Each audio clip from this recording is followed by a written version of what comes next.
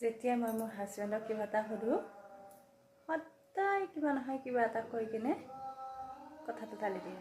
এতিয়া চাবচোন আপোনালোকে এটা প্ৰশ্ন সুধিম, কি উত্তৰ দিব শুনাচোন। মই কেইটামান তোমাক সাঁথৰ সুধিম হা, ভালকৈ এনচাৰ ভাবি দিবা আৰু। মোবাইলত চাব নোৱাৰা কিন্তু এনচাৰকেইটা, হ'ব? অসম দেশৰ বিষম কথা, কি শাকৰ পাত গোটা? কোৱা। কি সাপৰ কি গোটা? পাত গোটা। সাপে পাদা মাঙি দেখি।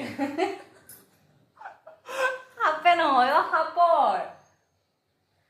তাকেতো সাপে পাদা মাঙি থাকিম।